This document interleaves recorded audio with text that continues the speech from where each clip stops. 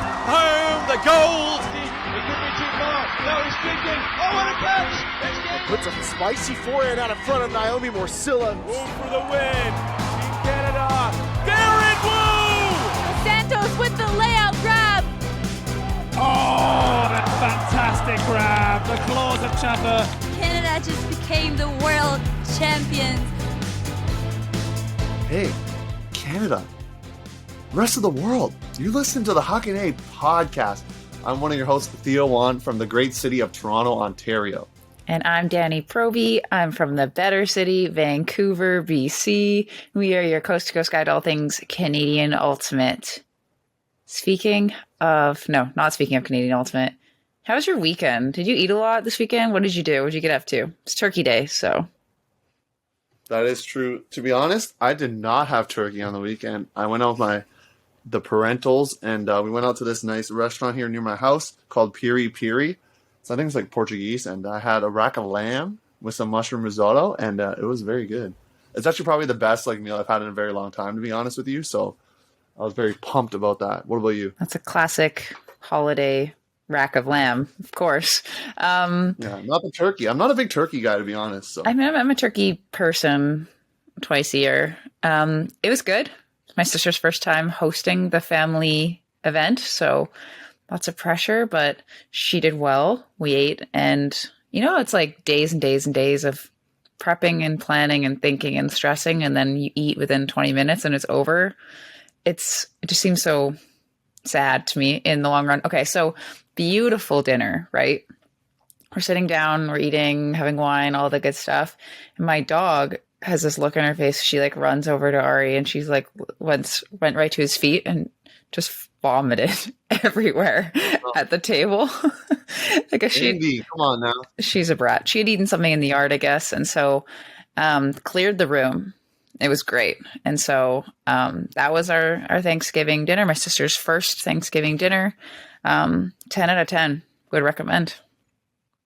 It's good times. Yeah, send some leftovers here to Toronto. But for those, in other countries, if you happen to be listening, or American audiences especially, you probably have no clue what we're talking about because, you celebrate the Turkey Day a little bit later. So, we start ours a little bit earlier there in October. So, that was our weekend, and just ahead of the game. And it's good.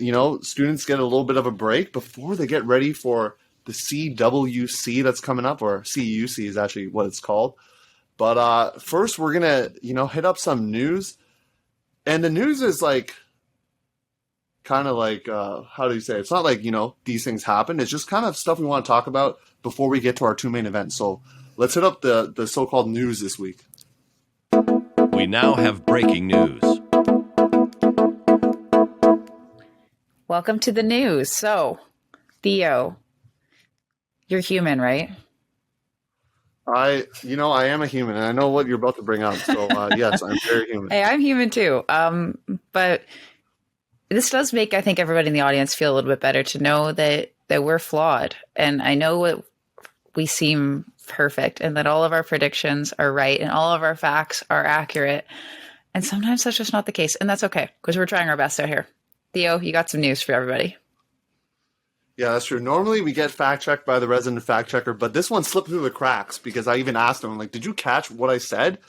And the fact-checker said, I don't remember. So clearly it was not a big enough fact for him to, or her, whoever the fact-checker is, to acknowledge. But a couple people from this team, messaged me. They know me, and they're they messaged us, and they said, hey, you got the fact wrong. So I did say McGill went undefeated at Easterns, and that is actually incorrect. What I meant to say was that McGill went undefeated on their way to getting a bid because they ended up playing Queens, who already had a bid. So I kind of skirted over that result there. But Queens, you did win. So I'm going to give you kudos because you've won 2 tournaments now in Eastern qualifiers and Eastern. So, I mean, that's the fact I want to correct.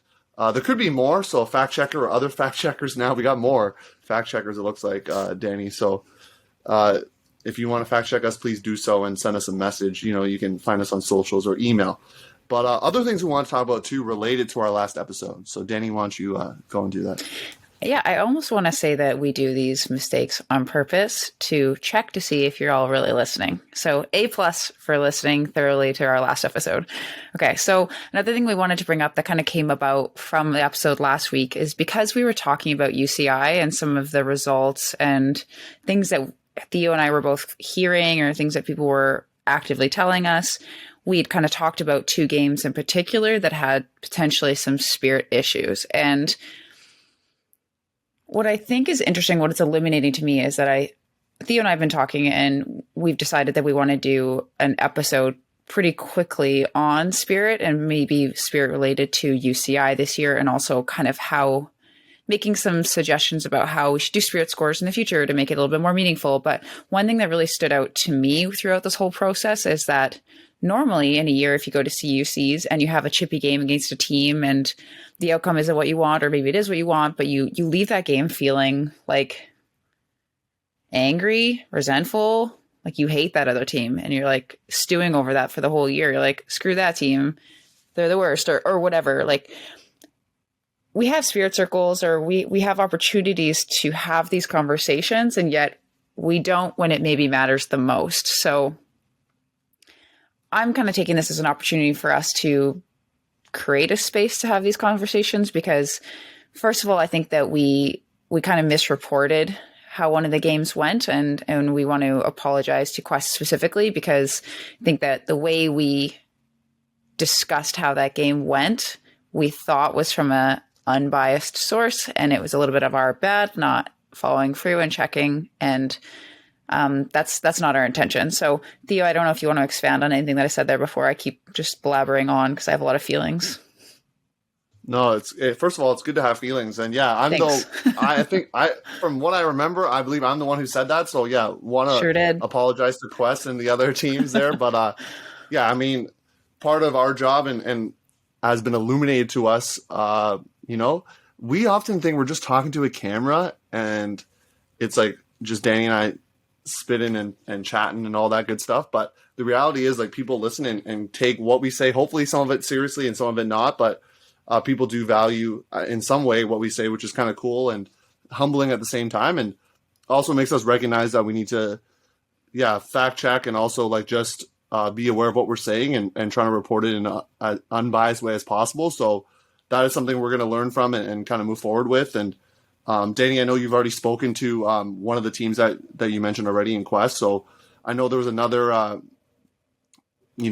quote unquote contentious game that we won't kind of get into, but that we kind of talked about last time as well. And so it's good to kind of try to hear from both sides for these, contested games. And it also brings up, discussions about spirit scores and things like that. So someone in the Huckin audience sent us a cool email that kind of created a whole spreadsheet about like corrected spirit scores. So one of the things that, Danie, I don't know if you ever thought about this, but some teams, they give 10s, right? They just give straight 10s. Like if they have a good time, they just give 10s. Some teams, they're really like, hey, we like to give out 13s, 12s, whatever that looks like. And so people view spirit, I think, a little bit differently at times and report it differently based on their experiences. And so if you play certain teams that have high spirit, your spirit scores might be a little bit more inflated than someone who doesn't. And so that was just brought up in the email, and I thought it was really interesting and something we'll probably bring up in that spirit episode that we were talking about.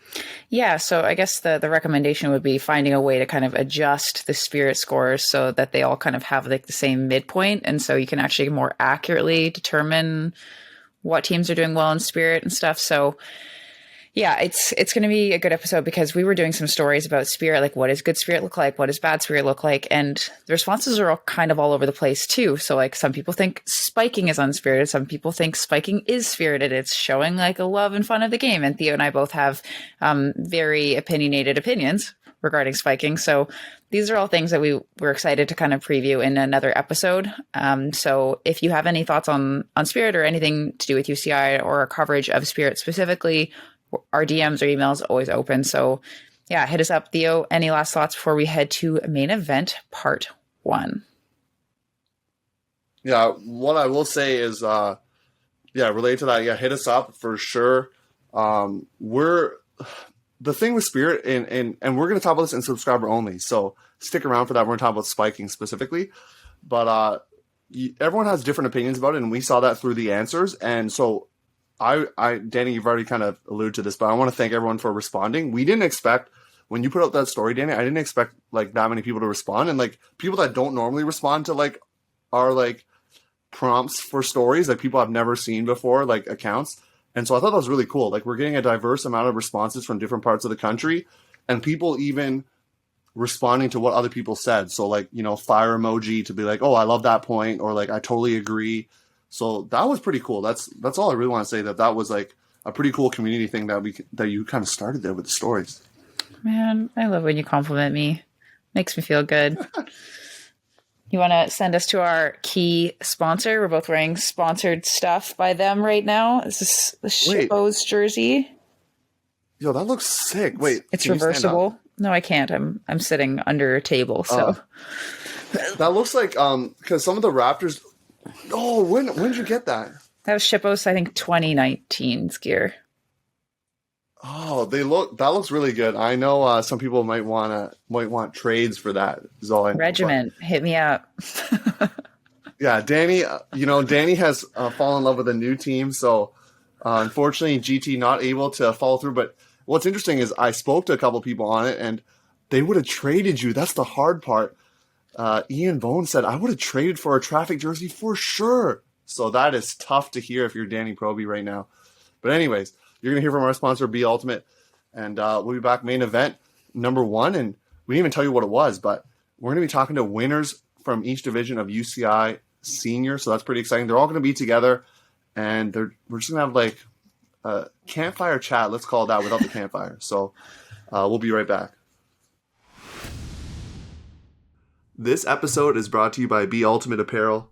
Based out of Vancouver, BC, Be Ultimate is climate neutral certified and designs products that are built to perform. I personally love my 2 Be Ultimate Sun hoodies, and I rock them wherever I go. If you want to learn more about Be Ultimate, start your custom team order, or check out any of their ready-for-purchase collection, you can head over to beultimate.ca. Hey, this is Andrew Batchelor, Competition Director for Ultimate Canada, and you're listening to the Huckin podcast, your coast-to-coast guide for all things Canadian Ultimate.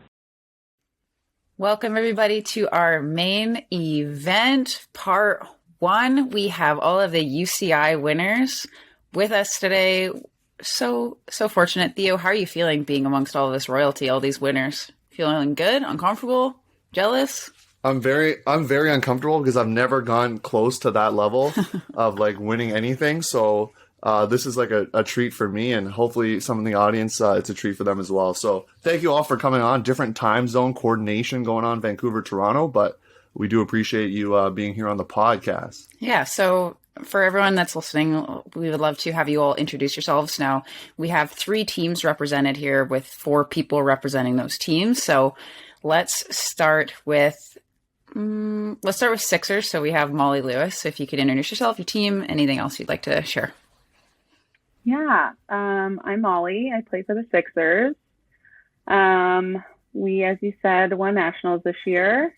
We've been around for, I think this might be our 5th year of actually playing. I play for a great team, and that's pretty much it. Nice.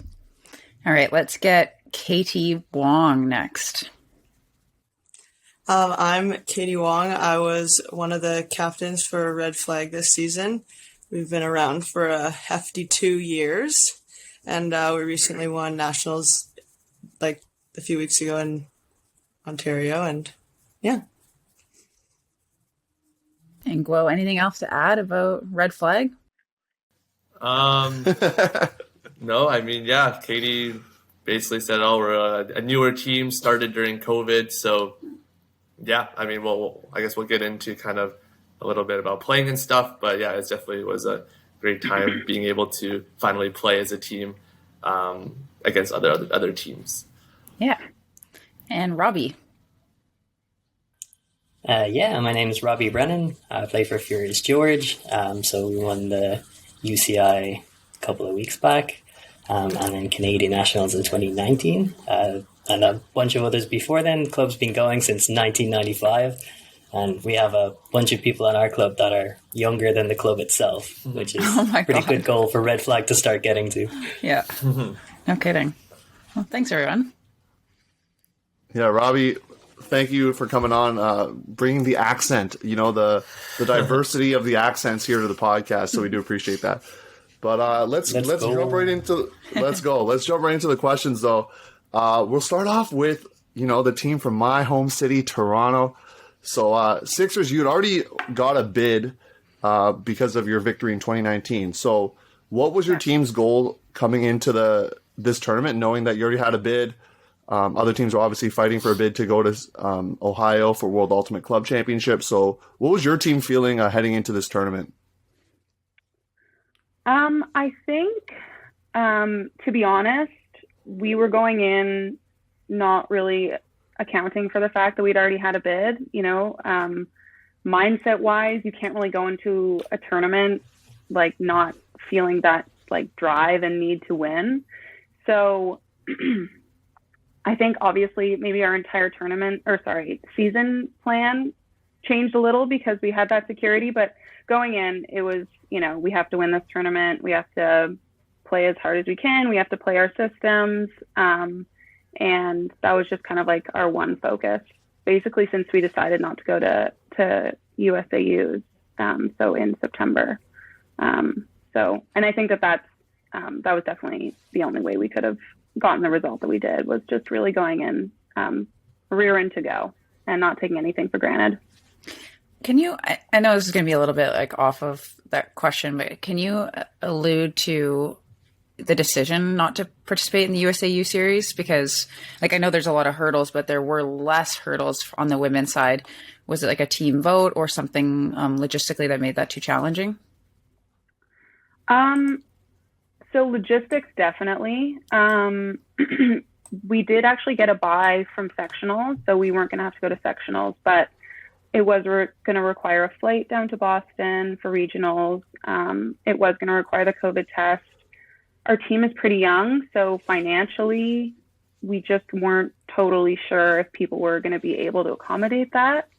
And also, I think that, like, when we made the decision, it was also Delta was kind of really popping up in the States, and the East Coast is better, but it still just felt like really out of our control. And maybe we considered the fact that this year it was okay to kind of take it easy and get our bodies slowly back into it. And I think that was the right decision in the end. I think safety wise, player mental health wise, I think it was good that we stayed and sadly missed USAUs, but there's always next year.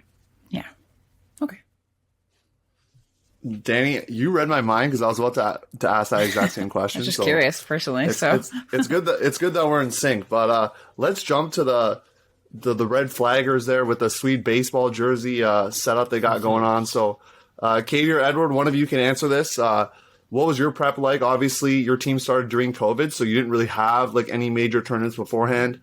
And I'm not sure if you listened, but I did crown you as the team that could possibly be the first Canadian team to make USA Nats in like, what was it, since 2015 or 2013? Or our fact checker will let us know. Long time. Yeah. So I crowned you as the team to possibly do it. So I'm waiting for next year for you to make that happen. Katie, do you want to start? You go for it. Okay, sure. Yeah, I think heading into the season, one of the things we had circled on our, I guess, to-do list was to get a bid for World Clubs. And obviously to do so was to win UCI, or at least, guarantee yourself a bid and have the most planning time to do so. So yeah, UCI was definitely something that we had known that we needed to peak for and to play the best at. And then any other tournament that we may had possibly been able to go to, which we didn't because of, restrictions and things like the US, would just have been kind of warm up, like leading up to UCI to give us some more reps as a team. I think one of the things that was like a big unknown for the team and was just not knowing exactly how our strategies and things we've been working on for, almost 2 years now was going to stack up against actual teams. So it was definitely a good, experience for us to learn that, the things we're working on actually work out pretty good in a game environment, given the fact that we honestly, UCI was the first time we played against actual competitive, games in a tournament environment. Of course, we did have scrimmages against local teams and things like that, but it's not the same as to an actual tournament environment. So yeah. Katie, do you want to add anything else? Well, no, just with UCI's too, it was also everyone's first actual tournament in so long. So we definitely did have a bit of nervousness and jitters. But I think as soon as we got all together, we were just okay, we can do this. We've been doing this for 2 years now. It's time. So, yeah.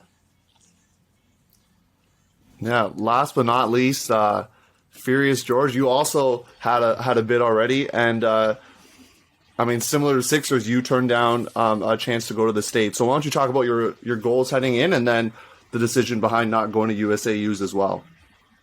Yeah, sure. Well, the goals heading in, it's our all the other teams. Basically, it was our first competitive event in 2 years that was outside of scrimmages or smaller competitions. So all of the team were raring to go, and we had a couple of really young players too. The games at UCI were some of our team players' first senior club game. They get to put on the Furious jersey and get to go out and play against somebody else in a different jersey, which was new for so many people. On our build up, we actually defined it as a team what our goals were, and we had the acronym which we would help G us up before games. It was good sniff. So the good was for good ultimate. The S was for support. The I was for a team identity. The I missed the N for new player development. And then the 2 Fs were fun and focus. And just before every game, everyone would gather together. We'd do our mindfulness and we'd have our big sniff. And then get out to go play. That's so cute. So that was able to. So that was our focus for the tournament, and then the trying to win the game in front of you, trying to win your matchup in front of you, was what we were trying to do. And then for the US series, we had to go to sectionals if we wanted to compete in the entire series, and then the logistics of going to sectionals, regionals, and then hopefully nationals was just too much for the team to take on. There's too many trips in there, too many tests. Yeah, there's definitely a lot of complications. I couldn't imagine having to do sectionals and regionals back to back. That's 4 COVID tests. That's 4 flights. Just so expensive. So many people on your team are also in college too. So I totally understand why certain teams or most teams opted out. It just logistically, it's a nightmare. So talking more specifically prep for UCI, Molly, I'm going to come to you first again. You get to be our trailblazer. But was there anything that your team did, specifically in your practices to get ready for matchups? And I know for a fact somebody from your team was on the Ulti-World Discord trying to bribe people to get footage of traffic. So I'm in there. I'm lingering. I can see it. Are you in there? Yeah, I'm in there.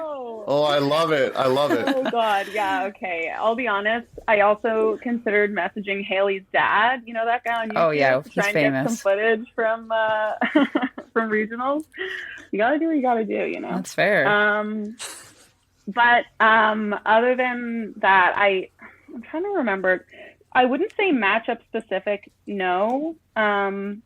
Mainly because we just didn't have enough information to really do that properly. But we did, so we organized 2 scrimmages with Iris over the season as just, any kind of way to play against an opponent, because it was just going to be UCI's otherwise. And I think we definitely used our scrimmages against them to really focus our practices. For example, our marks really struggled against them. So we incorporated that into a lot of our practice plans. But I think that we knew that good ultimate works against anyone. So, you know, unless we knew about maybe one player who had this one crazy throw, which wasn't really the case, we kind of just knew that if we played our game properly, we wouldn't need to focus on specific tweaks until it was game time. So, yeah. You didn't have any specific strategies for traffic, for example, that you want to tell me?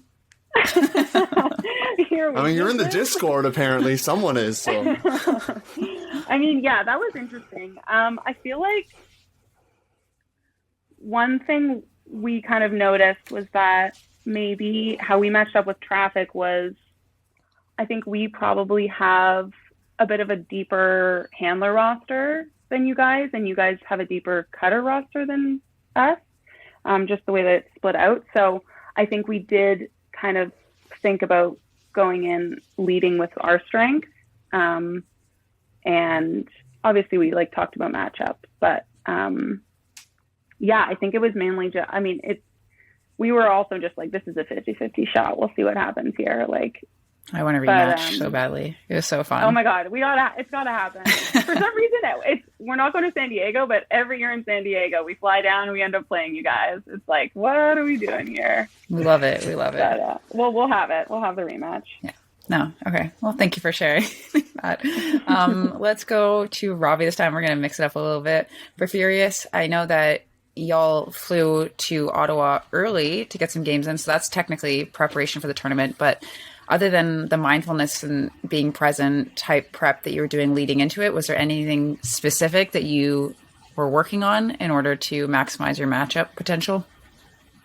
Yeah, so we actually have a decent bit of resource from the AUDL and the Canada Cup. Right. So we were able to look over Ottawa, which is largely Phoenix, the Royale, which is essentially all Mephisto, and the Rush, which were mostly Coat. So yeah, we were able to do a lot of reviews from those, going through full games, identifying players, and in some cases even identifying just systems and plays and things that they'd like to do. So we were going into it knowing, okay, well, the Royale like to do this vert stack. They like to have these people at the back. They like to have these people initiating. So we were kind of ready to go out with them. And then in our prep just before the tournament, we played Phoenix on the Thursday evening, and we played Mephisto on the Friday morning. So we kind of got an extra look at the actual players and the actual teams and systems before then. But we knew a lot going in. Right. I feel like there's just not much information on Furious in the last couple of years. Like, y'all have been like scrimmaging against yourselves and everything. So you're kind of maybe the biggest mystery going into that tournament compared to all the other top teams. So I feel like, I know Thea and I talked about this on the podcast, that your choice to scrimmage against those teams, or like, do you show the strategy? Do you want to like test it out on these teams because they're likely going to be playing them later on? Did you use those strategies that you were working on in these last 2 years in those two warm-up games, or did you save stuff for the big moment? No, absolutely. It's kind of like what Molly said. Like, if you play good ultimate well, that should carry you over. So we were still trying to get ourselves sharp for the actual tournament. So we didn't hold anything back. And especially if you've got people like Morgan and Fred and whatever chasing down on you, yeah, you're not going to need to hide anything. Morgan's going to be on the field either way. Yeah, that's fair. All right. For Red Flag, I don't even know how mixed teams would do any scouting because the rosters change so much from year to year. And it was like really hard to predict anything other than Red Flag winning on our end. So did you do anything specifically to prep, like maybe work on, I don't know how much vertical y'all do, but I know teams in the East potentially do vertical a little bit more often. Did you do anything specific? Katie, you want to? Well, yeah. So at the start of every practice, we would do a lot of throwing to the opposite gender. So like throwing and running drills to opposite gender for the first like half hour-ish. And then we'd actually just do scrimmages or controlled scrimmages pretty much for the rest, just to get lots of reps and lots of touches within the O-line and the D-line. Like you said, I personally didn't have any really clue on who was on what mixed team for UCIs. But I think what really helped us was just like knowing how to throw to each other, like building the chemistry on each lineup. And I think that's also like why it was a huge success, because everybody knew like each other's strengths, weaknesses, and like how to play with each other after doing it for so long. But I don't know if you wanted to add anything, Guo, but yeah, I think in terms of strategy, I think we had a good mix of like strategy that we had picked up from other mixed footage, like maybe not from Canada, but from like USAU nationals in previous times, or like other players who had mixed experience, like what they had done. So we, ended up having 3 to 4 different defensive sets based on our, footage that we had watched. And so we practiced that quite a bit. And then, Katie had mentioned one thing that we had focused heavily on was that throwing from girls to guys and guys to girls. So we'd have a lot of throwing drills that were just specific, like only guys or only throw to girls, and then we'd switch where only girls, only throw to guys on different types of throws. So just like unders, hucks, L cuts, break throws, like whatever it is, just because we know that in mixed, like that's one of the things that can cause the most turnovers is not knowing how to throw to the opposite gender. Someone being a little bit faster than you're used to, someone being a little shorter, taller, whatever. So we just wanted to make sure that everyone was pretty comfortable doing that at all times. And then, in terms of scouting, I think we got most of our information just at the tournament, by watching the other teams a little bit, the ones that we felt like could be, a threat later in the tournament. If our games ended early or something, we would watch a little bit.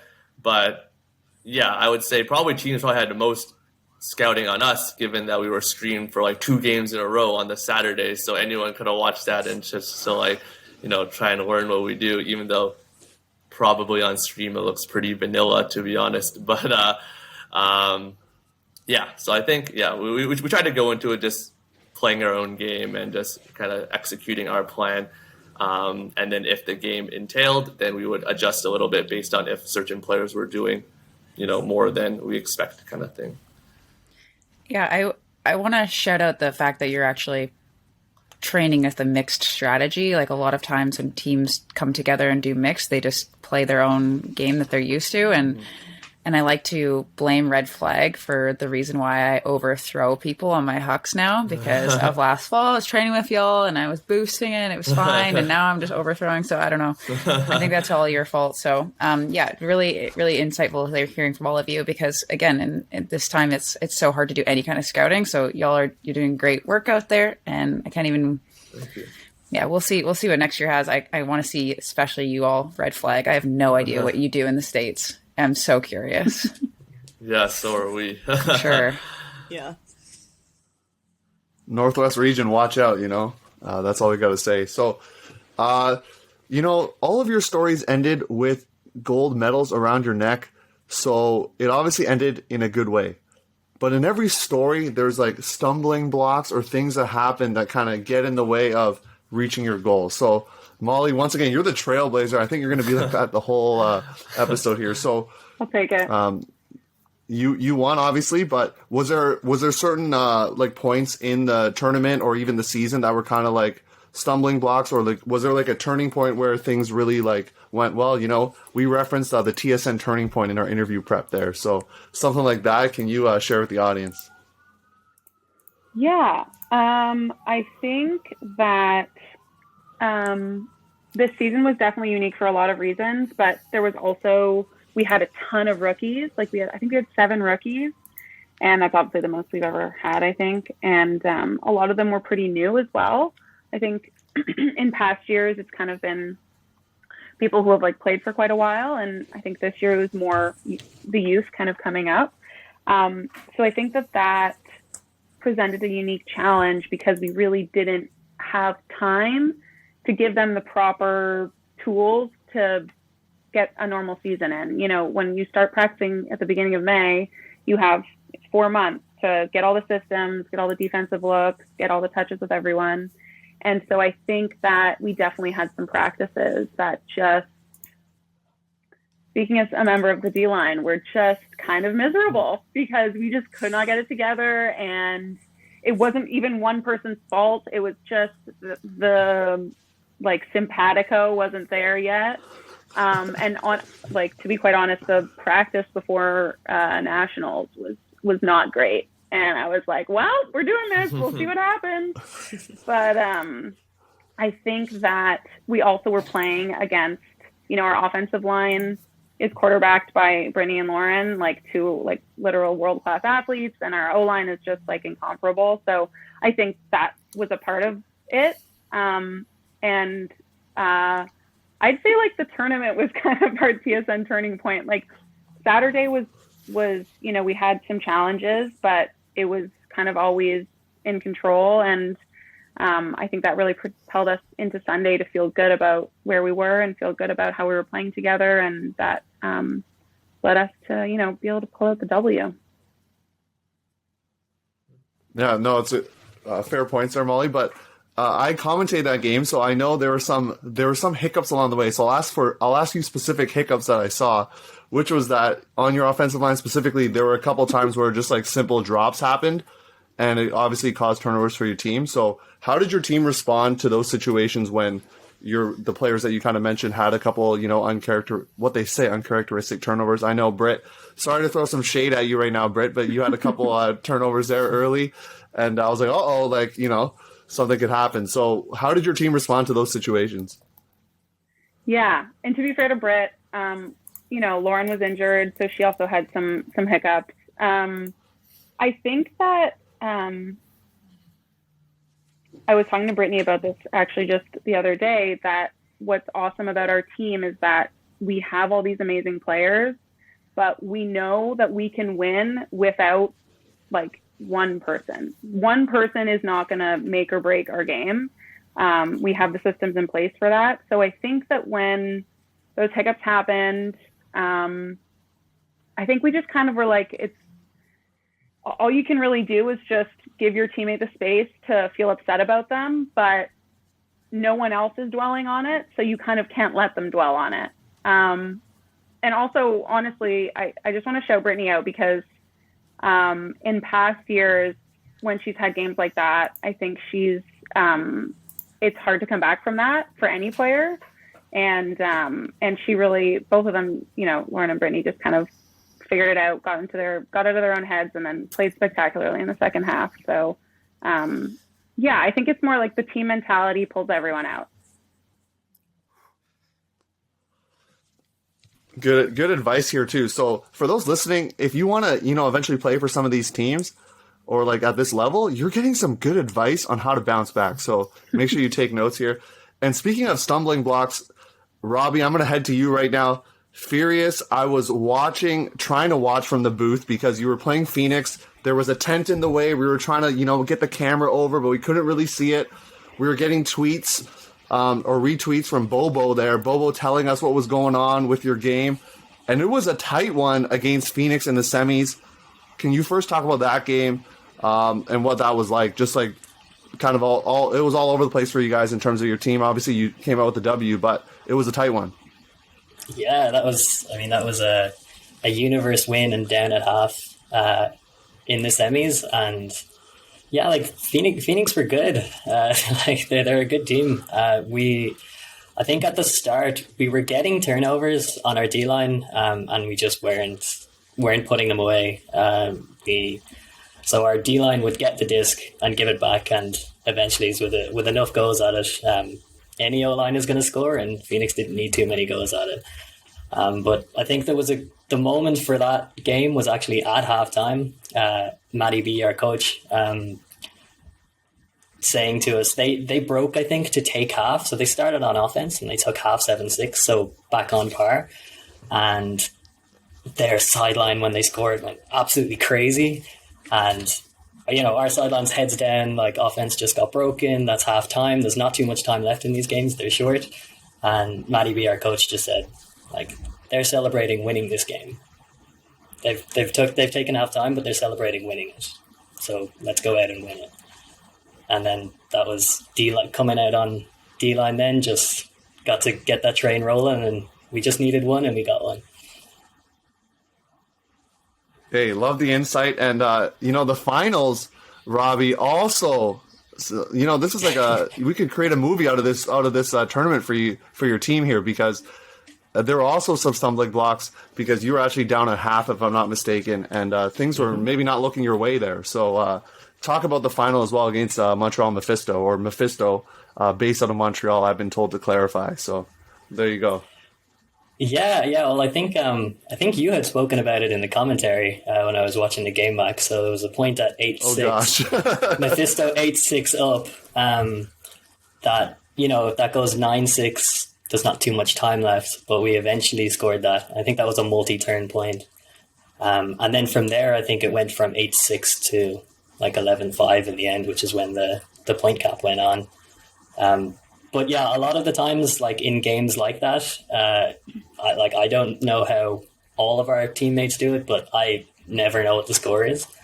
And you kind of know if you're up or down, but usually not by how much. And I remember turning to Fred at kind of halfway through the game. We were definitely down, but I'm not sure by how much. I'm just saying, like, we've got this. We've done this before. We'll do it again. And like at the end of the game, Fred was like, yeah, I know. Like this is just like what we do. Seems to be part of our team identity now. Is just kind of that grit that we just believe we're going to win, even if we're down. Not knowing the score really helps that. There was one time, Robbie, where I was watching your game, and I was like, I'll go check out the VC tent. I'll go to the washroom. I got stuck talking, and not stuck. I was talking to Danny Saunders for a while about the tournament, and I came back, and one of my teammates is like, it's the same point. So there were some really long points in that game. Both teams clearly wanted it. It was really, really exciting. Yeah, like it was tough enough to play good offense in, but also because both offenses were still pretty good, it meant defense was kind of just grind them down. Like we had worked over the season that even as a D-line offense, scoring in one pass is great, but if you can keep the offense out on the field, that's going to help you further on in the game too. And yeah, that was something that everyone seemed to take to heart, including Mephisto. There was some super, super long points, really grindy points, and like they were going toe-to-toe with us the whole time. So, Robbie, last question here for you. I'm going to ask you maybe to spill a secret of how your team over the years, I referenced it on the broadcast, like 2012 when you came back. I don't believe you're on the team at that time, but against General Strike, this team has done it before. Like, is this something you train in practice with mindfulness or anything, or just something some of these players have just experienced over time and kind of bring it to the new players? Like, what's the secret here? Maybe you can't spill it all, but give us something. Yeah, it's kind of both. Like, if you have people like Morgan, who has done this so often before, like he knows the game's not over and he shows it, and he'll go out there, he'll be the first person on the line, and you just need like 7 people to follow him. Like he has no problem leading the line that way, but also with our team strategy and our mindfulness. Like we do a lot of visualization, we do a lot of how can you bring yourself to the positive sense, especially when it's down, because that's usually the hardest questions to answer. Like everyone likes thinking about your strengths and what makes you great, but the thing that we needed to work on as a team was when you get into a lower place, how do you bring yourself back up? And it's kind of that idea of being down on the scoreline doesn't matter. We stick to our game, and we know that, like our D-line knows as soon as we get the break train rolling, it's really hard to stop. All right, no, thanks for sharing that. And Red Flag, we're coming to you now. Were there, you got to share now, were there stumbling blocks or turning points on the way for your victory there? I don't want you to say it was all smooth sailing, because I'm sure there was a hiccup here or there, right? So why don't you share that? I can start, and if Katie has something different, then she can share. But I think one thing that was, I guess, a turning point or stumbling block was actually not at the tournament, but we had scrimmed kind of like a World Games /Traffic/Fierce contingent in early September on a weekend, and Maddie B, the coach of the World Games, had helped set that up. And yeah, it was just like that game really showed that, a lot of like that we weren't really at the level that we wanted to be at, despite, practicing for so long. Our team manager, Wesley, had filmed the game as well. So it was a really great opportunity to just watch ourselves play against really high-level players, and no disrespect to people in the mixed division, but that team that we played against, we were telling ourselves was probably going to be, the highest skill that we might play all season, given that they were part of the World Games contingent. So, yeah, I think that really helped us build for the next 3-4 weeks from there to be able to come up with, improving our game plan, figuring out what kind of to continue to do better, maybe things to stop doing, kind of things like that. And it really kind of opened, the leadership, the coaches' eyes to seeing what we could do better, and then also start planning from there, kind of the next steps. So. Yeah, Katie, anything to add there? Yeah, no, I was just definitely reiterating the fact that that scrimmage specifically was almost like a little reset and check-in for our team. After that scrimmage, moving up to UCI's, our practices got exponentially more intense, less turnovers, way more drive. It was insane to see the difference after that, for sure. So. Thanks for sharing that. Danie, you got the spicy question coming up, so why don't you, I'll let you ask it. This is the least spicy question, but you just like saying spicy. It should be the contest of the podcast. How many times does Theo say spicy? Okay, here's this really spicy question. I'm going to be spicy and not start with Molly this time. So we're going to start actually right away with red flag. Is there any shout outs you want to do for specific people on your team that are maybe not the people that are normally mentioned? So this is an opportunity for you to kind of who really showed up at UCI, who kind of played outside themselves, maybe who was a good teammate, that kind of thing. Any shout outs? Too many, right? That's the problem. Yeah, it feels so, yeah. I mean, it's hard for me to pinpoint any singular person because I feel like everyone had contributed in their own way, both on and off the field. Yeah, as much as I would love to, mention certain players, it's hard for me to recognize any singular person. You know what? You know who I'll recognize? I'll recognize our coaches, Alex Lam and Jonathan. Coming into a team that was, kind of, can't lie, not an easy team to coach, coming from open and women's, from varying levels of experience, some with nationals, world's caliber experience, some without. I think Katie can agree that they did a great job coaching the team and really, just giving that individual feedback when we needed it, or being kind of the calming presence, or even the hard presence. So yeah, that's what I would say. Okay, so sorry for the boring. No. I'm gonna keep. Question. I'm not letting you go that easily. Okay, so you're playing. See, that's why I said it was spicy, because some of them might not want to answer it. So you're giving love to your teammates. Okay, so maybe I'll ask this question to Katie then. If you are playing against Union and you've got a tough matchup, the other team has this star player. Who are you putting down on that person on defense? Give them a shout out. Are you O-line? Surely it's Collie, isn't it? Who? Collie? Oh, yeah. Collie's just constantly or good, K-Tong. though. I don't.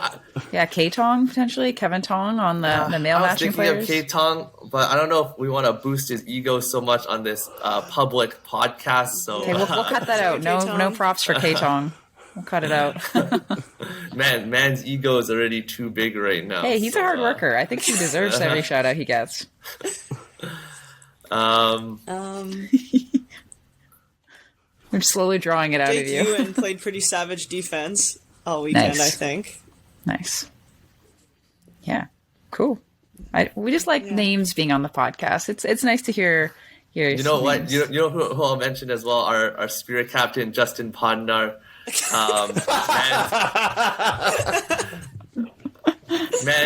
Man has really turned a 180, and he did a great job, over the weekend as well. It's not easy giving a lot of spirit speeches and, talking to the teams.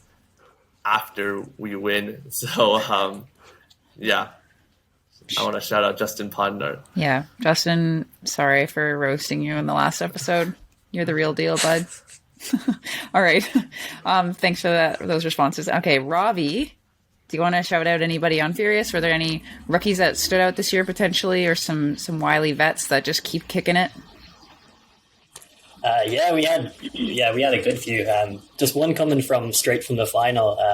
I thought Ari was incredible. Oh, I'll tell him you said so. I think I've already told him, but yeah, I thought he was everywhere for us on the D line, especially for that final. We also had set up this mentor-mentee system. So for kind of vets, or it seems to be a vet is anybody who's non-rookie. That can be a whole other discussion. But when we linked up the rookies with people who weren't rookies, and yeah, I was super happy that my mentee, Ricky McLeod, Ricky's so good. An absolute demon. Ex-red flag player, Ricky McLeod. Ex-red flag, yeah. Yeah, they make him good there. But yeah, he was an absolute demon. He was injured towards the end of the season, and I know he was a little bit disappointed to not be able to practice as much with his first year on the team. But yeah, I was glad that he saved himself and was able to come out during that weekend and play some absolutely savage defense. Yeah, I saw him make a really incredible layup block in one of your first games in pool play, and I was very, I don't want to say proud of him. I have no part to play in his success, but whenever like a rookie like pops off, he just like, it's like a little, my coach heart is just really pleased by that. Anyone else that you want to shout out, or do you want to leave it to Ari? I'll inflate his ego later in the living room, but yeah, like I mean, I could keep going down the list if you want to. Another one that all right, well, one of them that I'll mention is the third member of our coaching staff, who people might not know. So people will know Matty Barzan and Alex Davis, both really well known in ultimate circles in Canada. But Chris Pied was our sports psychology coach for this year, and he did a huge amount of work helping us build up that resilience. Brought a lot of the team through one-on-one sessions too, brought the team through sessions. So huge shout out to him as well. Definitely an under the radar person in terms of Canadian ultimate, but deserves a shout out. Then the rest of our roster, it's super fun to play with most of them. My roommates in the house were Dave, Yuchi, Vince, and Morgan, so they were all great too. We were kind of trying to stay in our room pods for the weekend, and they made that weekend great. Yeah, it gets very intimate when you're not allowed to mingle with anybody else besides one room of people the whole time. So, all right, thanks for sharing, Robbie. And Molly, you're going to go last. Wow, look at me. I think I would start out with, we have this one rookie. Her name is Nalima Basra. And I actually don't even know her pedigree very well. I don't think she's ever played single gender competitive ultimate. I think she's played university.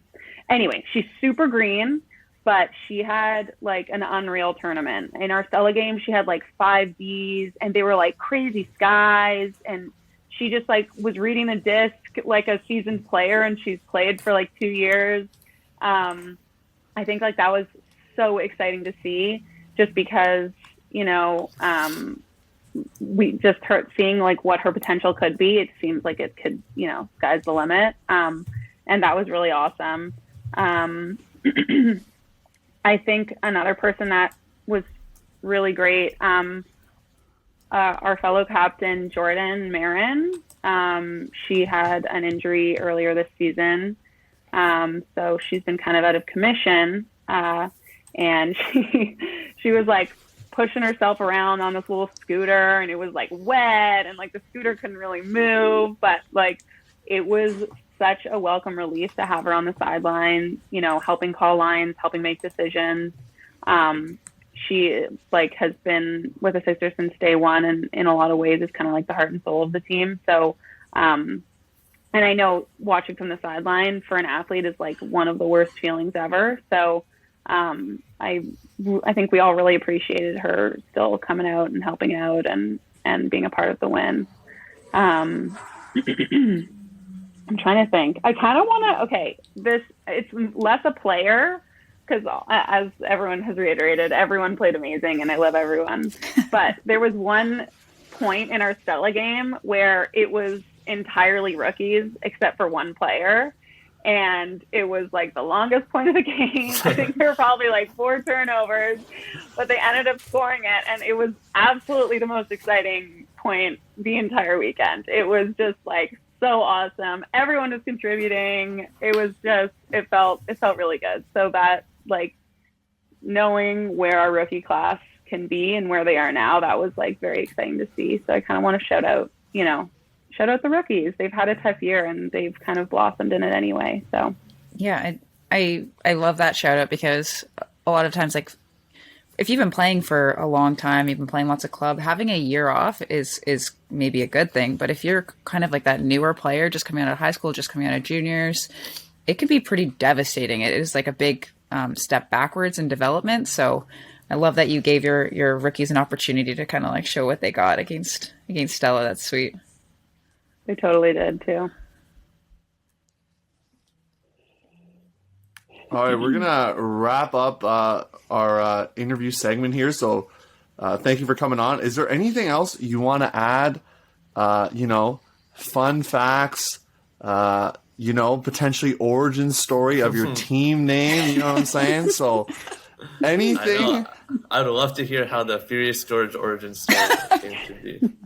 I mean, tit for tat. If we hear the Furious George origin story, then we can hear the Red Flag origin story as well. So, I think the Furious George origin story is that somebody came up with the logo first, and that they had the name afterwards. I can you can fact check me on that one because I'm not sure, but I'm pretty sure that's how it started. There was also a fun fact for the Furious George logo, that there was a punk band called Furious George who took the logo and then had to be asked for it to be not used anymore by Davis had to ask them to not use the logo anymore. Wow. Because it's so good that it's being used in non-Frisbee circuit. Wow. All right. Yeah, these are the fun facts we're looking for here. So, Sixers, some people want to know, well, I want to know, is the name like Drake related at all, or like not Drake related, or like people were listening to Drake in a team meeting one day and want to come up with a name? Like, what was that like? Well, okay, this is probably going to get me in trouble, but yes. I actually don't really like the name. We were supposed to be called Reign, like REIGN, which is why we have the crown. But then there's like a women's team in like Minnesota or something that had it. So I think it was just kind of like a panic decision. Like we were all registered and then we really quickly had to change the name. Obviously like the 6, Drake popularized it, but it's like 6 areas or like 6 boroughs kind of, 416, 647, the 2 area codes. So, it works. We can do cheers from it. It gets the job done. Not a fan personally, but I like the team. I actually really like the name. I like the vibe. Oh, really? Yeah, I think it suits Toronto. It suits your style of play, but that's as an outside person. Like I feel like your playing style is like very like run and gun and like letting people shine, and I think that Sixers kind of embodies that. But that's just me. That's beautiful. Thank you. You're allowed to have your own opinion. That made me like it a little more. So thank you. You can trade jerseys one day or something. Yeah. There you go. Danie and I actually had a bit of a spicy encounter in the final. Well, I was spicy. She wasn't. You were not spicy. You were lovely. I watched the footage. I'm like, you do step in. I can't really tell. Then there's a photo and I've already released it, but it's hard to tell. I'm thinking about that a lot. I'm losing sleep over it. So, well, I'm not. So don't think about it anymore. It's just one of those, who knows, Yeah, it's haunting me, but we'll get over it one day. One day. Guo? Danie, I actually had a question for you. Oh, yes. Oh, no, yeah. Mm-hmm. No, go ahead. Sorry. No. Oh. No, we're going to move to Red Flag. We're going to pepper them about their team origin story until he tells us. Sorry. Okay, yeah, you go. No, we don't have an origin story. We just went through the Rolodex and possible team names. And and was like, this team pretty young, actually pretty dangerous, and red flag. Also an easy emoji to find on your Apple or whatever phone. So I'm gonna fact check you later, Guo. I know the origin. It's one of those secrets. It's like PPF, I guess. Sort of. Yeah. Okay. Yeah. Okay. Except for I know, and I can out you at any time.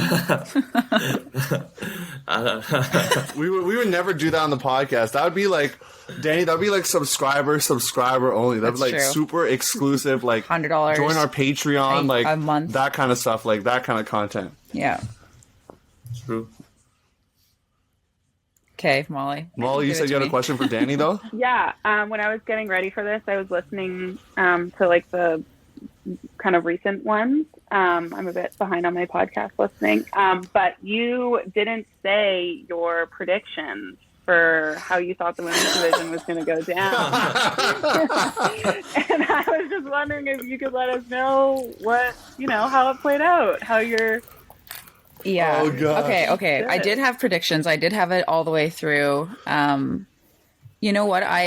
It's hard to predict Iris coming fourth. Like, no one predicted that. Yeah. That was like a bit of a shock. Congrats to Fusion, of course. But I had Traffic winning the problem is when we did our predictions, the bracket changed. So I had us losing to Iris the first time and then beating them in the bid game. So that's kind of how I saw it all falling down. And Theo, do you remember where I had Sixers? Did I had Sixers winning? I think you had them coming in like fifth or something. Yeah, so, maybe ninth. Something like that. Yeah, something like that. Please. Sixth. Yeah, I think because Carla and people were like, oh, we have so many like young players. It's like a new rookie team. I was like, oh, maybe Sixers are not going to be that good this year or whatever. And then I thought about it. I'm like, oh, we have like 12 rookies on our team.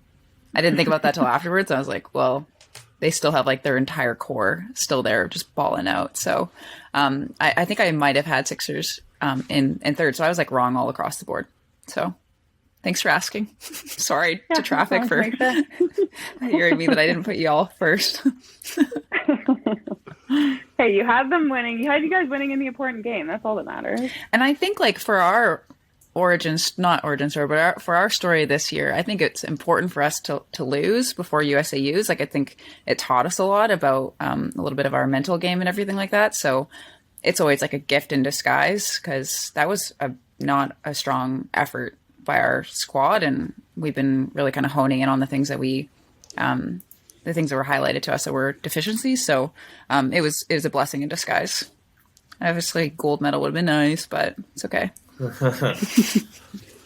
You'll take the silver in the bid to Lebanon, Ohio. So a great place to visit, and you'll be there in 2022. So, guests, thank you for coming on. I know some of you have university age players on your team that will be at CUUC this coming weekend, and we're going to be previewing that in the next segment, so make sure you stay tuned for that. But just want to thank each one of them for coming on, giving of your time, talking about Frisbee, origin stories of sorts, and stumbling blocks along the way. So thanks for coming on. All right, welcome to our CUUC preview. So Theo, there's something really interesting about this tournament, and that there is a Friday qualifier. Can you explain to me and everyone else who doesn't know what the heck that means, what it is, what's it all about? Yeah, first of all, I'm going to advocate for this for other tournaments too. I know Charlie Eisenhood for our, Deep Look podcast, he's talked about like a play-in tournament for teams that like finished in the game to go. They all come together and like play in some like mini tournament before. It's a good idea. The main tournament. And the reason why is because you get a second chance. So you don't make it in some of these qualifying tournaments, whatever it is, but you get another chance against teams that are also hungry. And there's two teams flying from pretty far away, Manitoba, the women's team, and UVic, the open team, that do not have bids right now to Division 1, the top 8 teams in Canada. And they're coming. So that's pretty cool. So yeah, in open, there are 2 bids available, and in women's, there are only 5 teams for women's fighting for 3 bids. So, the odds are in, as they say in a famous movie and book, the odds are made, the odds being your favorite. I think they are there. For open, there's a lot more teams than that. And good luck to the open teams. But anyways, we're going to jump in women's division first. Danie, you're going to talk about who you got advancing because it's I don't know, is it spicy? We'll see. We're gonna find out. I need to preface all of this by saying I'm going off of the names that I look at all these rosters, and I look at the power rankings, sure I look at the results from these other tournaments, but I know that a lot of these players were playing at UCI during these tournaments when these games are happening. So it's like, how much do you actually trust these results? I kind of just went with instinct. I went with looking at the roster. Okay, how many of these names do I know from like U20 tryouts and stuff like that? So that's kind of where I'm basing my information off of, and sheer luck, hopefully. So I have Ottawa overtaking Western. I have Manitoba overtaking McMaster, and I have Ottawa overtaking Laval A in that like play-in situation. Yeah, and then you'll have 3 teams, and that's unfortunately I'm not going to show you the format, but basically there are 3 teams that end up in Pool Y that have to like play each other, and then the winner of that pool makes it. So for your sake, you have McMaster, Laval, and Western. So who do you have coming through in that little 3 team play in there? Yeah, I have McMaster overtaking Western, Laval A overtaking McMaster, and Laval A overtaking Western. So I have Laval A finishing out on top in Pool Y, followed by McMaster and then Western. Okay. All right. Whew. I like the picks. And so I want to just echo what Danie said, because a joke was made to me the other day from one of our passionate listeners there, Stephen Cruz, shout out, Manitoba's own. But he said Danie's list is going to be UBC Open and UVic Women's, and that's it. So and UVic Men. Yes. Oh, yeah, and UVic Open, so there you go. So the reality is we live on different coasts, and traditionally, and a lot of the audience will understand this, traditionally CUC is an Eastern event. Like the furthest west we go is Manitoba. Like nowhere else, like because Manitoba would come. But like you're not, and Saskatchewan as well. Got to give a shout out to Regina's open team there.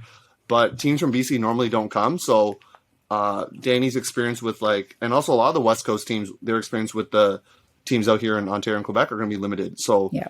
And unfortunately, we do not have the vast amount of game film that other countries like the U.S., for example, have when they're doing their college previews and things. They can go back and watch a game from Stanford Invite, and then they can go watch a game all the way in the East Coast at Easterns and Florida Warm-Up and Northwest Challenge and all those things. So just Danie might be right after all. So she was right for some of her picks at UCI. So you got to give her some love right there. And what are my picks? So first of all, I have Ottawa also beating Western. I have Laval beating Ottawa. And then I have Manitoba. This is a sign of things to come. But Manitoba women's, you got to watch out. Looking at their roster, got a lot of fusion or a few fusion players on that team. And watch out for them. So I have them beating McMaster. And then in the little play-in tourney, I guess you can call it, McMaster, Ottawa, Western. I have Ottawa coming through based on kind of some of the names I recognize, and tough pill for McMaster specifically because they were very close. They were playing Waterloo in the game to go at Easterns and didn't get it. So that's one of those situations where you get 2 chances and you don't get it, at least in our predictions. So that's on the women's side. Danie, why don't we jump over to the Open, because that's way spicy just because there are so many teams and only 2 bids. So that is it's very tricky.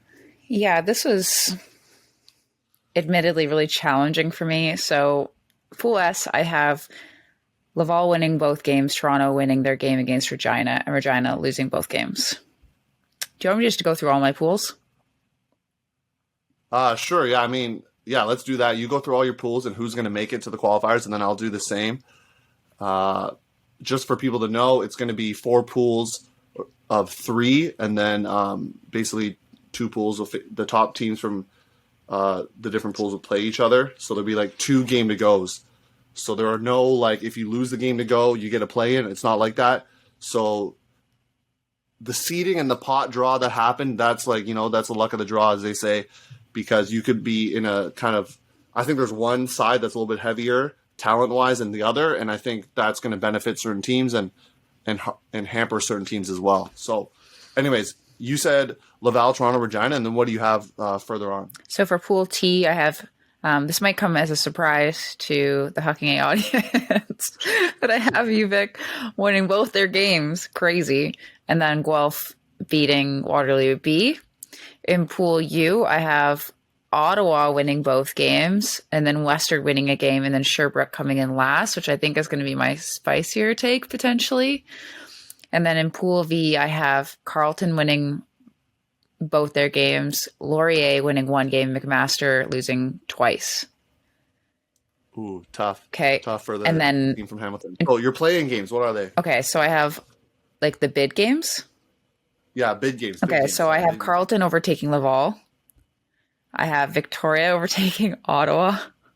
So yeah, surprise there. But so Carleton and Victoria moving through. All right, I like the picks.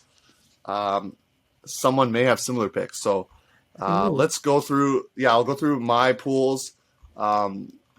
Maybe for the actual preview of like Division 1, we'll go through the pools like at the same time.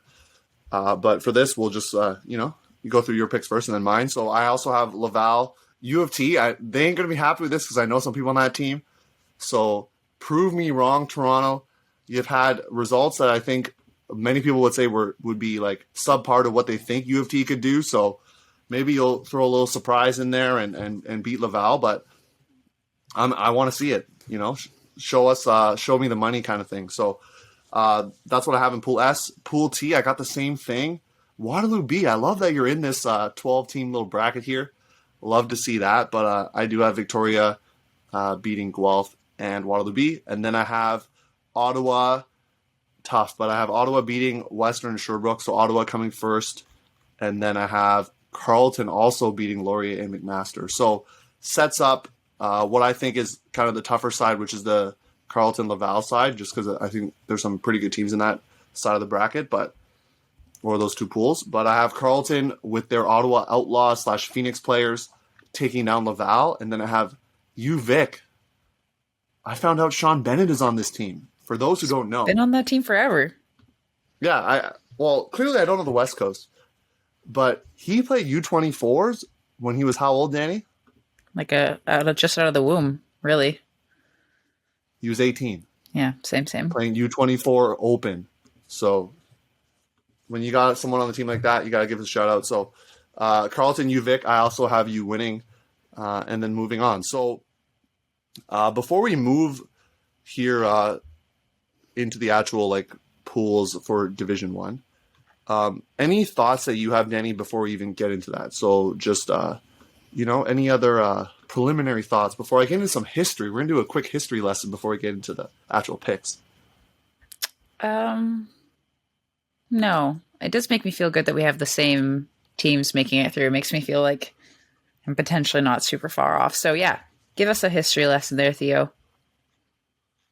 So the quick history lesson is going to be this. For those who don't remember, who won in the last like 2 CUUCs that we've had?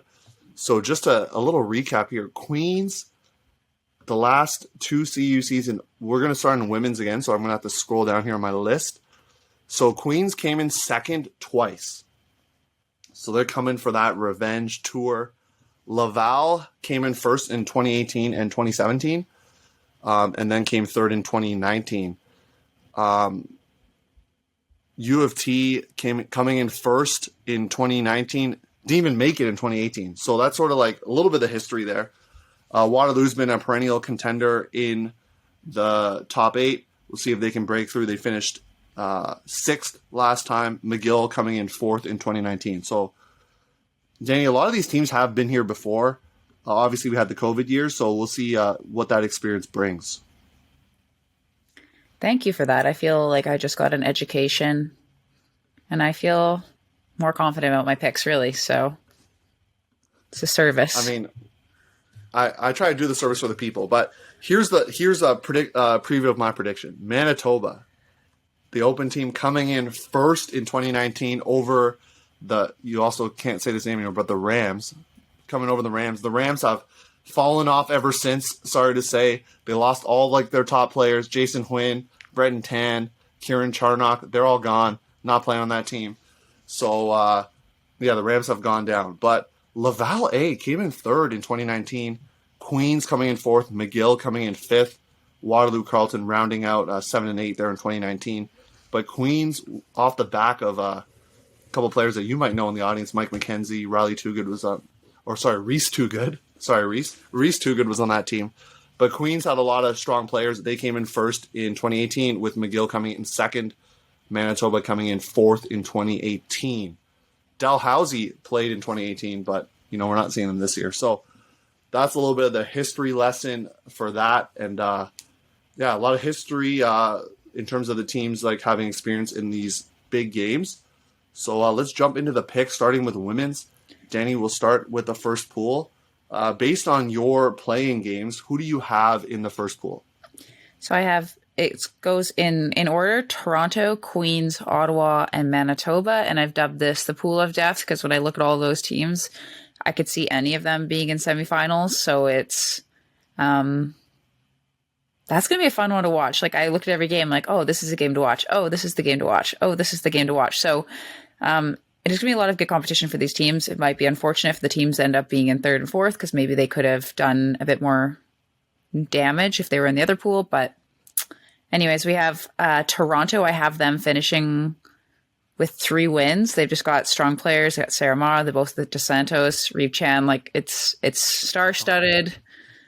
It's hard to not see them as the favorite, but then you look at the Queens roster, I have them finishing 2-1, their only loss being to Toronto. They have Valerie, she was a U20 athlete, Victoria McCann, Win G, just like, yeah, okay, that's good too. And you just keep rolling. For Ottawa, I have them kind of playing into this pool. I have them losing all of their games, but I think that a lot of their games are going to be really close because they also have Emily Kavanaugh, who was also on U20 the year I was supposed to be coaching, Lana Ramick. So these are names that I'm like quite familiar with, and I know that they're going to do a lot of damage on the field.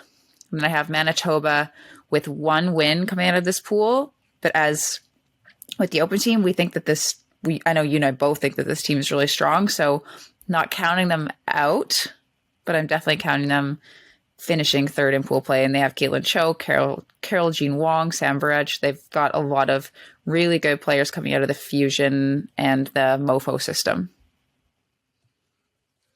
Danie, I appreciate your history lesson right now in terms of some of the players that have played for Team Canada and things like that. So the Huckin audience does appreciate that. And I actually don't have the pool the same way you do. So, throw a little shade maybe at a team from Kingston. But I have Toronto finishing first. And I have Manitoba. I am high up on this team just knowing that some of their players just came off a pretty exciting run with Fusion there. And they're going to ride that momentum into coming in second. I have Queens coming in third. And Laval, sorry to say, I have you coming in fourth. So that is my Pool A. I'm riding with some momentum here. But what do you got for Pool B? For Pool B, I have, in order for seeding, Victoria, McGill, Waterloo, and Laval A. And so I have McGill winning all of their games in this pool, Laval winning 2 games, Victoria winning 1, and Waterloo finishing with 0 wins. And a couple names I want to note on the different teams. For Victoria, they have Arabella Brudney, who is also U20, Kaya Peterson. I've seen her at a lot of prospect camps, a lot of tryouts and stuff, and having her on this roster is going to be a really big boost. Monica Devonshire has been playing and captaining for a long time. Taryn Webster, they've got a lot of really solid players, and I'm so excited to see them play here. They're a total like guess to me. Like, I know a lot of these players and I think that they're sick, but they could just pop off, or maybe I'm willing to admit if I'm wrong about them, but I think that they're going to do really well out of this. So even though I have them finishing third, I think that they're going to be making some noise in bracket play. For McGill, they got Joy Zhu, they got Chloe Merritt, Dominique Maglio, Hannah Smith, all these people that I'm familiar with from BC. So they have a lot of BC players. Waterloo also has some BC players and some U20 kids that I know, Tiffany Zhang, Raina Kwok, Phyllis Yang. So I just look at all these rosters and there's so many familiar names. I was just roll a die and just guess. And Laval A, they have Virginie Maltese. I know she played I think she played U24 mixed. And I don't know if she played a second time, but obviously a very talented player. So yeah, I have it McGill, Laval, UVic, Waterloo in that order. Yeah, I think right now, Danny, I'm gonna pull an on the air fact check. Let's go. So I just wanted to clarify one of your players. I believe Rachel is not playing for Waterloo, but I believe she plays for York. And maybe I could get fact checked and I'm wrong on that. I didn't say Rachel. But she is not. I think you just associated Rachel with Tiffany, but Raina Kwok? Rachel is not on. Raina Kwok. Where am I looking? That's a Richmond kid. That's not somebody from your woods. Did I just fact check your fact check? Oh, get wrecked. I don't even see her name on the roster, though. Where am I looking? Oh, I see it now. Wow, I just got wrecked. So the fact checker gets fact checked. You're right there, Danny. Do apologize. So, all right, we're going to move on with that fact check encounter there. So, love it. So, Pool B, UVic, I hate to do this to you, but I got you going winless. I got you going 0-3. They're not going to like me for this, but I got you going winless. A little birdie told me, I've said this before, but this actually is like legit. A little birdie that I'm talking to right now told me that UBC, when they played Victoria at Westerns, the CUUC, were missing a lot of those players because they were playing with traffic or doing other things, right? Like UCI or something. It wasn't UBC. It wasn't UBC. Yeah, that's correct. Yeah, so would UBC beat UVic? I think so, based on like the talent that they have on traffic and things like that and red flag. So I think their seed is a little bit overinflated just because they're coming from the West Coast. And yes, they've done well previously in the U.S. series, but I'm not sure if they've actually made U.S. nationals recently. Can you clarify that there, Danie? Yeah, I think the last time they made it would have been 2015. Yeah. I'm going to have to look that up before we... Yeah, so anyways, I'm not too high up on them, but hey, they could prove me wrong. I'm actually high up on McGill with the pedigree of a lot of those players returning from their team or some of them. And I think they have the experience, and they did well against Laval at CUUC, so I'm going to pick McGill to come in first, and then I have Waterloo coming in second. Like I said in the history lesson, Waterloo's been perennially at Division 1, and I think they're going to continue to try to break through to the top four and then eventually hoping to make it to the finals. And then Ottawa, with some of the players that you already mentioned, I have them coming in third. So McGill, Waterloo, Ottawa, UVic, and that gives us a quarterfinals that will be different. So why don't you share your quarterfinals first? Yeah, so I have Toronto overtaking Waterloo. I have Manitoba overtaking Laval. I have Ottawa taking over McGill. And I have Queens overtaking Victoria. Should I keep going? Wow. Should I keep going? Yeah. Okay. Yeah, keep going. So my semifinals, this one is going to be so exciting.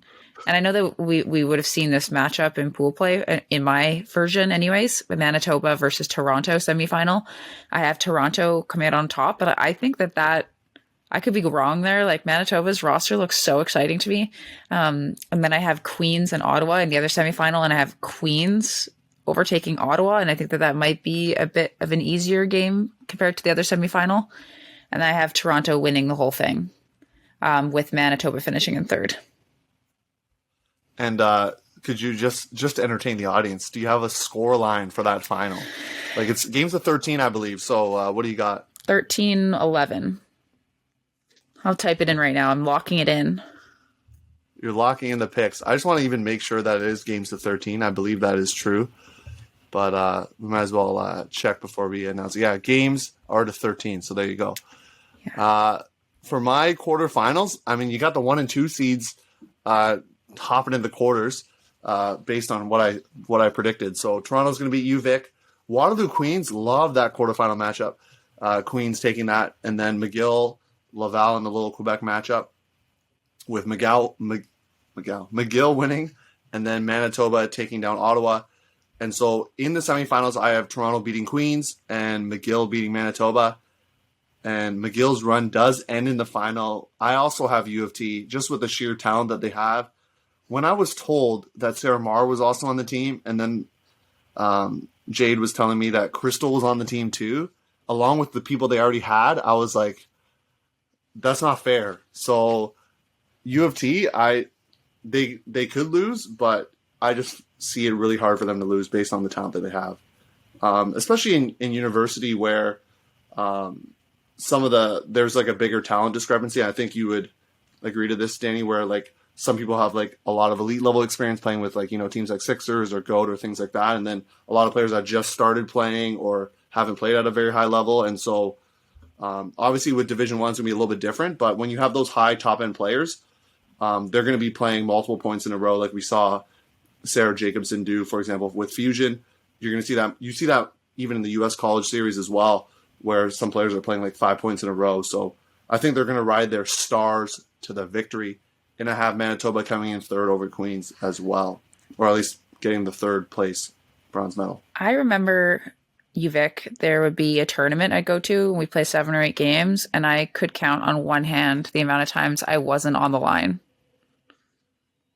Like, that's really college ultimate. Yes. If you're on a team that's not deep, you're on every point. So I agree with your statement. Could not walk after, but it was very good for my cardio. Especially when, as traditionally in 2019 when I commentated, it was great weather, so I loved it. I was in shorts commentating, and I brought like a winter jacket, Roots sweatpants. Like I was ready to embrace the cold, but it was great. But if it is windy and cold, you're not cutting as much. It's a lot of zone points, so you need those elite throwers on the field, people that are used to handling the disc, especially in windy conditions. And when you have those people that play at a high level club, they're probably, even if they're cutters on those club teams, they're probably going to have stronger throws than people who haven't played at that level. So you got to go with the talent there and ride them out. So yeah, I agree to what you just agreed to. Agreed. Normally we don't always agree, especially with our picks. We fight a lot. This is definitely going to be true. We do fight a lot. This is off air. It's definitely going to be true in open though, because we have the same playing games, but I know we predict things a little bit differently. So why don't you start off with your Pool C? What do you got in open there? So the order that the pool falls into is Manitoba, McGill, Waterloo, Victoria. I have Manitoba winning all of their games, UVic winning 2 games, McGill winning 1, and Waterloo winning none. So I kind of have my spiciest picks is that I think Victoria is going to be beating McGill. I think that's my flavor-esty flavor. I like it. Since you kind of gave some insight into the teams, I'll kind of do the same for open, just, the divisions we're more familiar with. So Manitoba, doing a little research here, every single player from my source there from Manitoba told me that every single player has played for the MoFo system. And if you watch Canadian Junior Ultimate, then MoFo's, perennial top 3, top 2 finals team, they're always there. So the fact that they have that, and also a lot of TC players, and some of the players are probably a bit angry right now because of General Strike's performance at UCI. So maybe, I use the argument that Fusion's going to come in with a momentum, but maybe Manitoba's going to do the opposite. They're going to try to reverse the voodoo and the bad momentum that they had at UCI. McGill, they are led by someone I'm really excited to see play on the live streams, and that's Hayden Stone. He was on Mephisto's offensive line. You even know who he is, Danie, and I don't think he played out in BC. No, you just hear the names of like top juniors coming out of different places. Yeah, I saw him play in 2019. And this past year, he was also playing with Double Wide in Austin, Texas. Unfortunately, that team did not make nationals in the U.S., but gaining that experience there is going to help them. And they have a few players back from their 2019 team that I was able to commentate as well at the 2019 championships. Waterloo, I know a lot of these players. A lot of them are friends of mine. I've captained a bunch of them. A lot of them played for either GT or Hound this past summer and played with those teams at UCI. So Waterloo, you got to watch out for them. But did they peak too early? They won at Steeltown.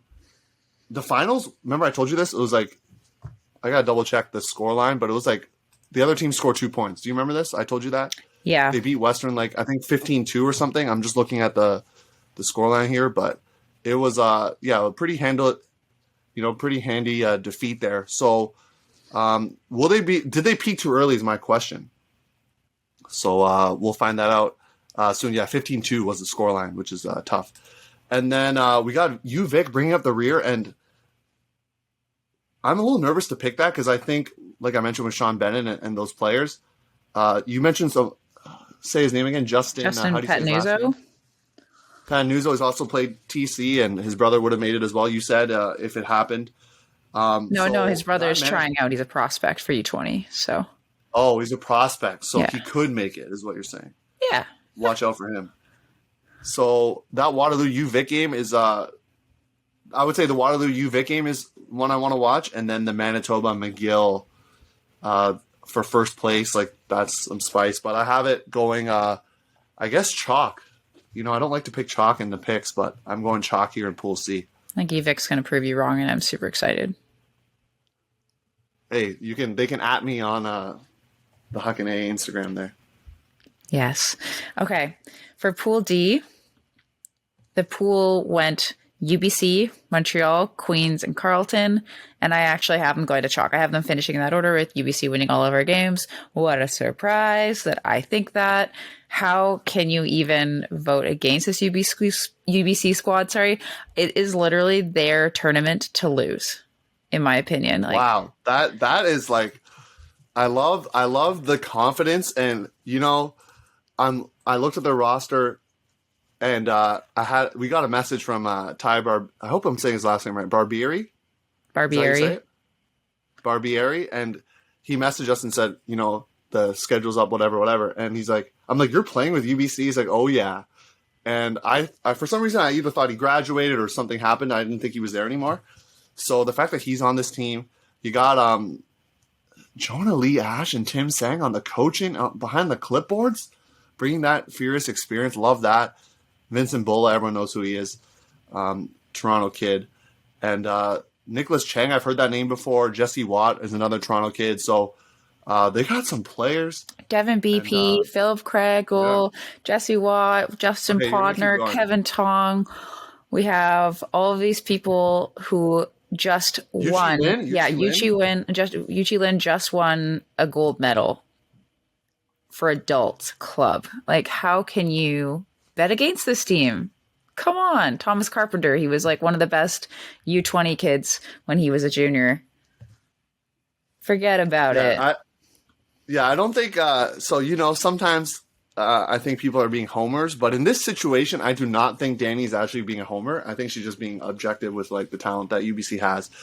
But in the pool, Montreal, don't sleep on them. Like I was telling you off air there, they pretty much can field the whole line of Mephisto players, which is nice. Will they have the depth that maybe a UBC has? I don't know. I don't think so, based on kind of the roster. And then Queens, you got two Go players to build behind the young Eli Park.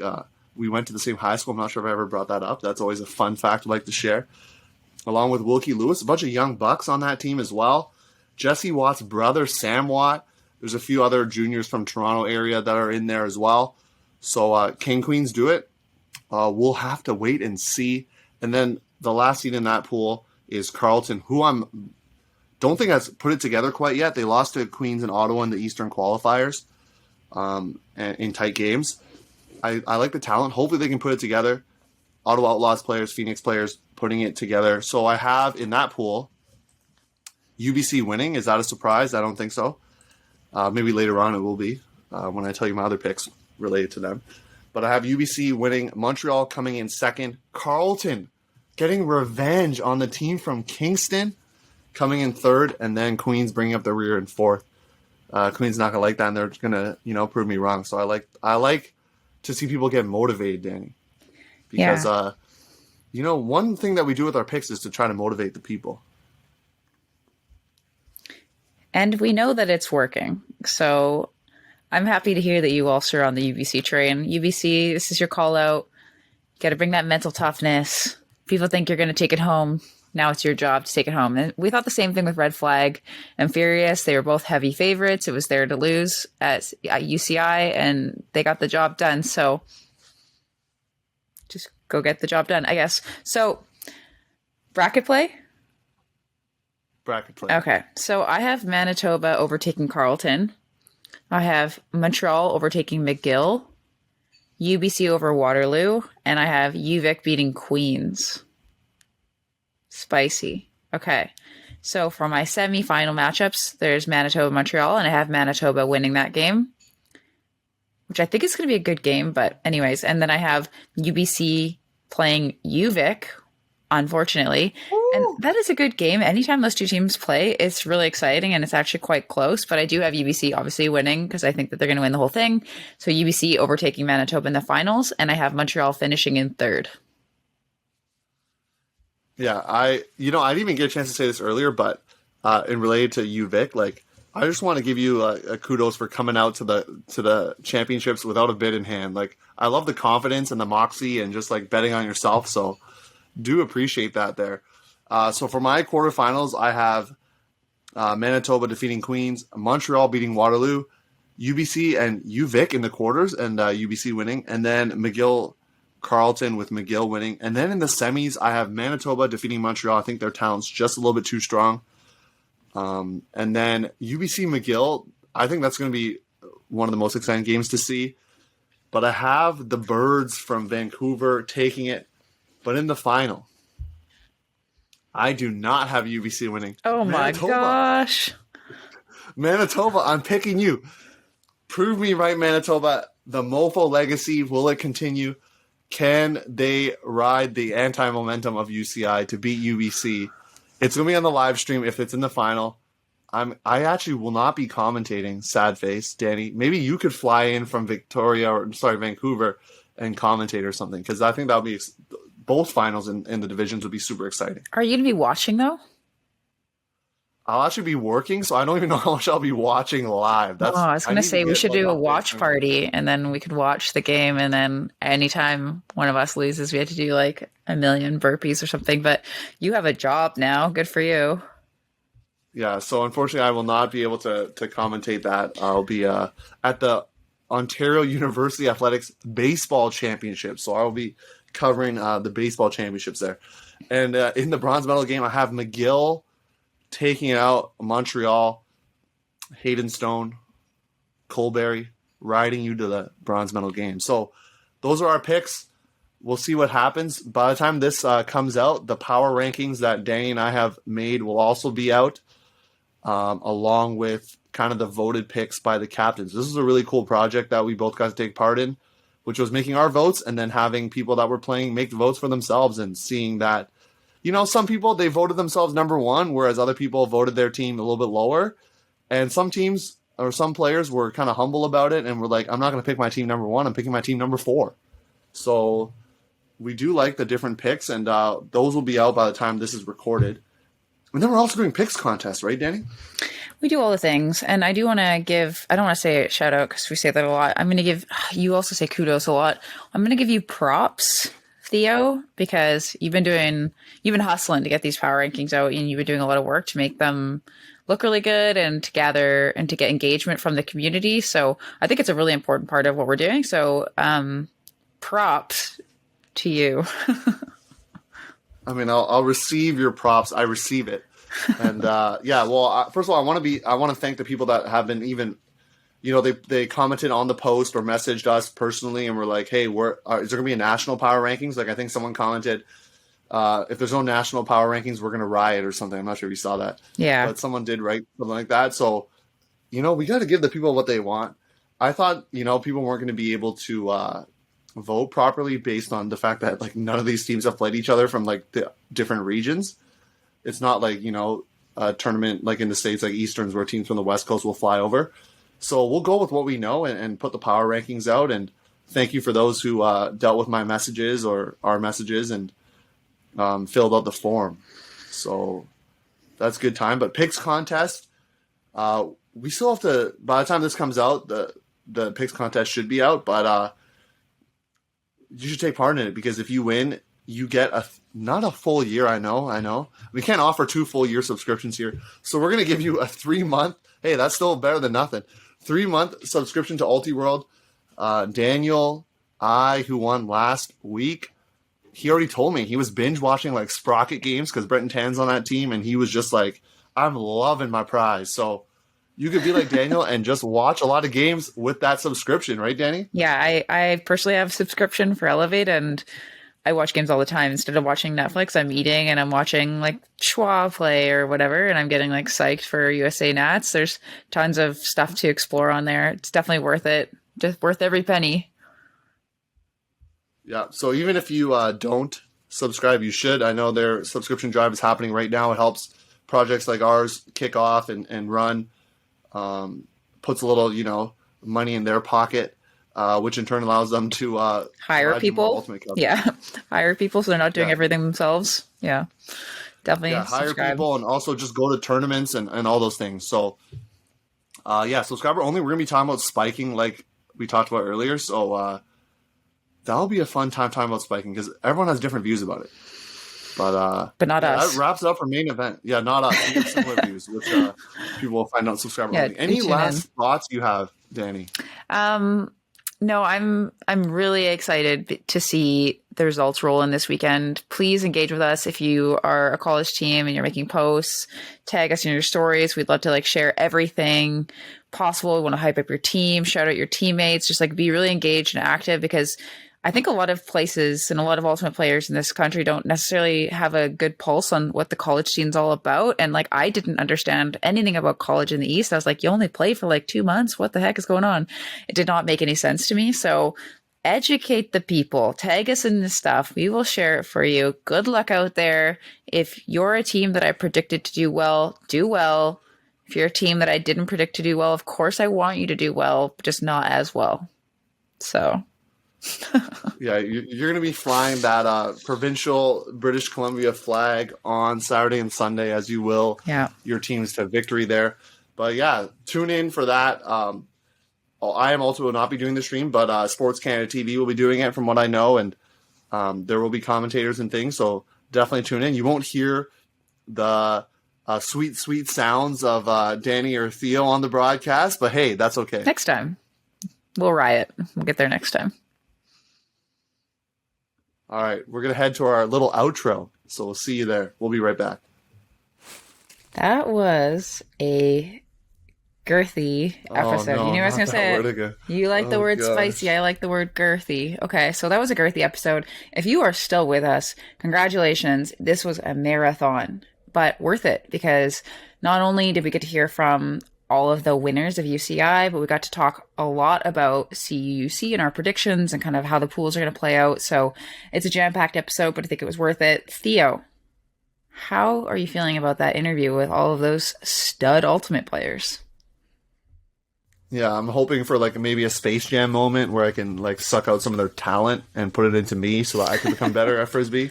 So that's what I'm hoping for. But yeah, it was great to hear from all of them. And it's easy to think, okay, these elite level teams, they don't go through any hiccups or put things in place. They're just good. But that's obviously not the case if you listen to all the teams. For example, Red Flag purposely throwing to different gendered people so that you get practice with that. Furious doing their mindfulness. Sixers have their own things too, especially with the rookies and things, and just having more rookies and building their pipeline for the future. So all these teams are putting measures in place. And I think it's good for you, the Huckin audience, to hear that so that if you want to make one of these teams, as I already said in that interview, this is your chance to kind of just learn and soak in the info. Plus, it's some good laughter as well. Some good origin stories happening too, Yeah, I think one of these days we're gonna pay somebody, or we're gonna get somebody on the pod that's gonna leak the Red Flag origin name story. We're gonna expose them. It's gonna be like, you heard it here first, hot off the press. So we're coming for you, Red Flag. Even though I do know the answer, I can't. So do I. I can't say it. It's not my place. It's not my team. Although I am wearing their jersey right now because I played for them last year. So I'm a believer. Is that how you heard the story or no? No, it's not. I cannot name my sources. So moving away from that part. Okay, for CUC, I know we didn't really talk about this, but there's going to be some athletes that might not be able to make it to all of the tournament, correct? That is absolutely correct. So there are World Games tryouts happening. Maybe a little bit of oversight from us, but the reality being of all the athletes that are playing, there's only going to be a select few, Danie, as you know, that will be even trying out just because a lot of them are going to be out of university, So there are trials happening in the same place, Brampton, Ontario. So specifically, something to look out for is on Saturday, the tryouts are from 1 to 5. So maybe some of those people trying out might play a couple morning pool play games.